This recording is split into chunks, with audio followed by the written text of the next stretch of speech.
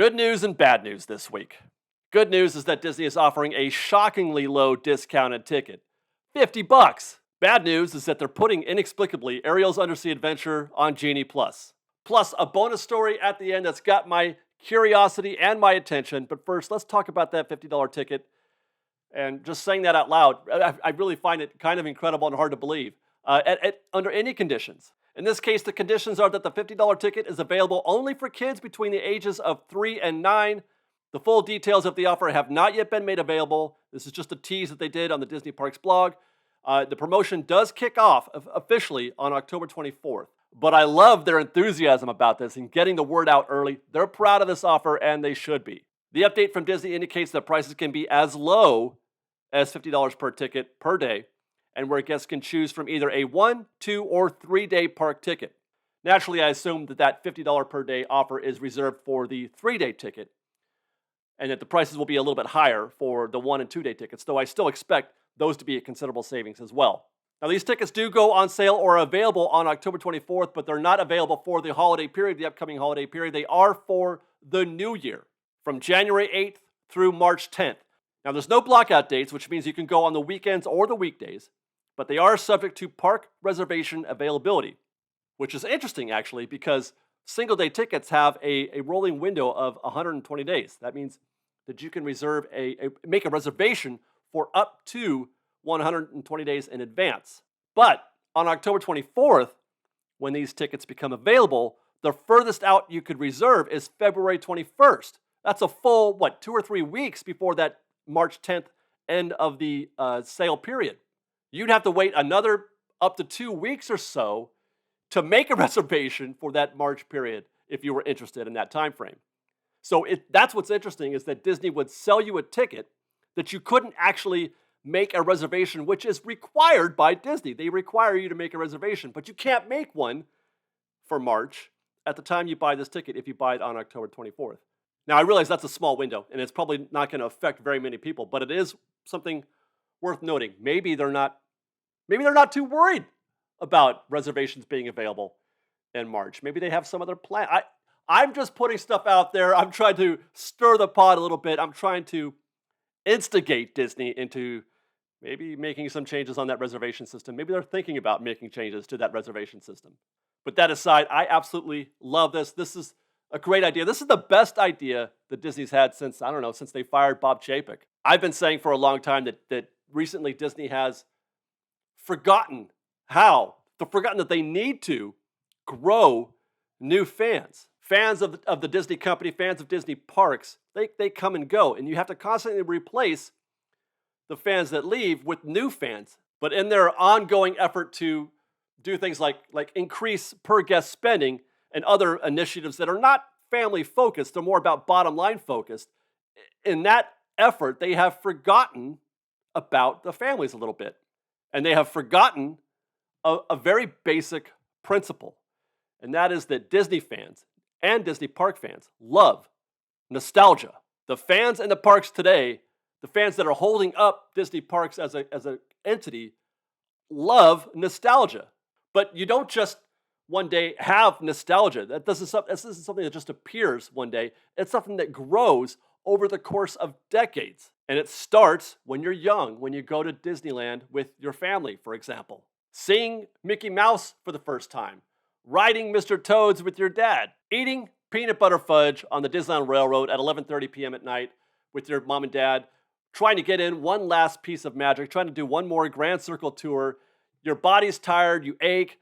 You're sad that the day is almost over, but you're still happy. You have a quiet contentment and a sense of peace when you're doing this.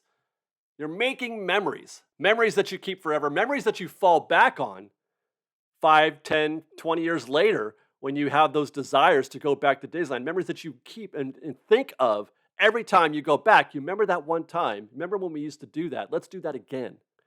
None of this happens if, as a kid, you don't ever get to go to Disneyland because your parents can't afford it, because it costs $200 for a park hopper. These are concepts that seem to have been forgotten by the modern executive. And Disney's been chasing the modern guest. Let's talk about the modern executive for a minute, who is solely focused on things like ROI and year-over-year gains, things that have nothing to do with why people go to Disneyland. But this $50 ticket, as a small little story as it is, it does mean that maybe there is someone in the Disney executive offices who gets it. I've said in videos before that Disney acts like they're broke. Well, Disney, I'm not sure if you're aware of this, but there are a lot of us out here who are also broke. There are some folks who simply cannot afford to go to Disneyland, not the whole family, at $200 per ticket. They just can't afford it today. And if you continually try to cater to the people who can afford it only, you're going to miss out. You're going to lose the opportunity to grow those new fans of your parks. So while I understand that this is a limited time only offer, and it's just for kids between the ages of 3 and 9, and just for that 3-month stretch, the slowest 3 months of the year, it means more than that. It means that Disney might just be starting to see things a little bit more clearly now. There may be hope that Disney is starting to think about families first and what they mean to the Disney company. Because I'll say this, and this is something that we talked about in our last Thursday night live stream. There is a reason why Disney parks are still the #1 destination for people who want to have a themed park experience. You know, Universal's up and coming, other parks are doing great, but Disney is still #1, and there's a reason for that. And it has nothing to do with any specific rides or any new lands. It has everything to do with just that people would rather be at Disneyland. Given the choice, more people than not just like to be at Disneyland. And it has everything to do with how you feel when you're at Disneyland. You feel a certain kind of way, a different kind of way when you're at Disneyland than you feel at any other park. That's just the truth of it, full stop. And that kind of feeling starts with family. Now, I'm sure there's some other sharp pencil reasons why they've decided to do this offer. I'm sure that they're seeing some positive net gain on the bottom line. And that's great. I'm fine with them doing that. It's okay.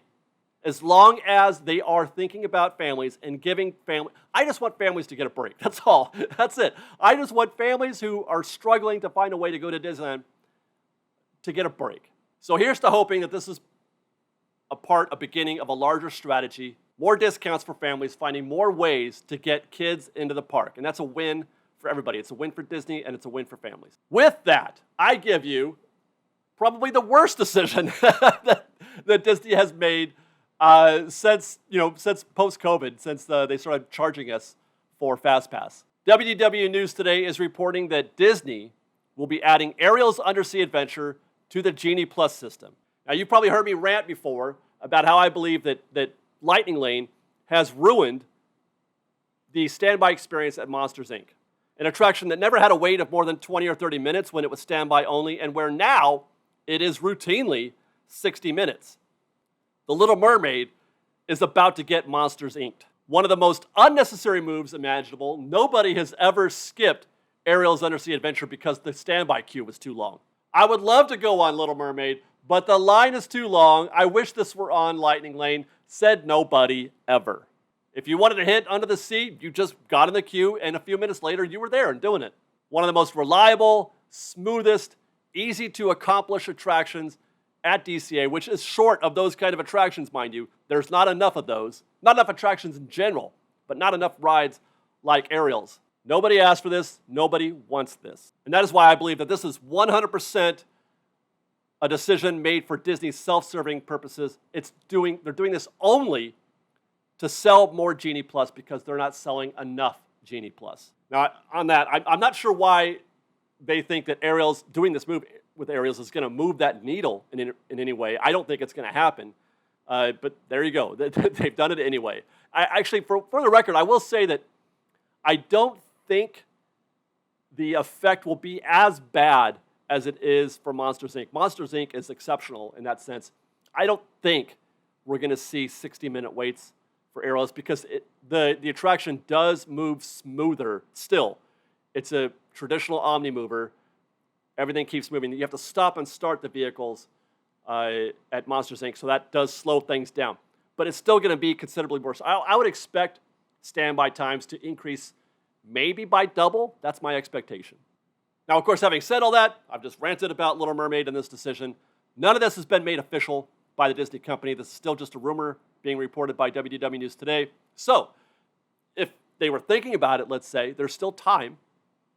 If they hear us, if we express our disappointment loud enough, there's still time for them to not make this decision. But I would really hate if they did, because this move, it would be indefensible, in my opinion. I can, though, defend the other decision that WDW News Today is reporting, and that is they're taking Mickey and Minnie's Runaway Railway off of individual paid Lightning Lane and moving it onto regular Genie Plus. And I've been saying that Disney needs to do that. I've been saying that for a long while, almost since the attraction opened. I've been saying that people are not buying individual Lightning Lane, not enough anyway, to make it a good decision. People aren't buying them, and it's mostly because just how much does the Disney company expect guests to spend on the visit? In addition to the $200 park ticket, they want you to buy Genie Plus for $20. They want you to buy Rise of the Resistance for another $20 on top of that, and they want you to buy Mickey and Minnie's Railway for another $20 on top of that. Meanwhile, my theory has been that the existence of individual Lightning Lane for Runaway was inhibiting sales of individual Lightning Lane for Rise of the Resistance, which that's an attraction that probably, if anything, deserves it or warrants it. If you're trying to grade things on a scale, that one is significantly more worthy, as is Radiator Springs Racers. So it's very unlikely that, in that case, that guests were buying both. Very few guests, I'm sure, are buying both Runaway Railway and Rise of the Resistance. So if they're buying Runaway Railway, it means they're not buying Rise of the Resistance. So any sales lost, this is where it becomes a good financial decision.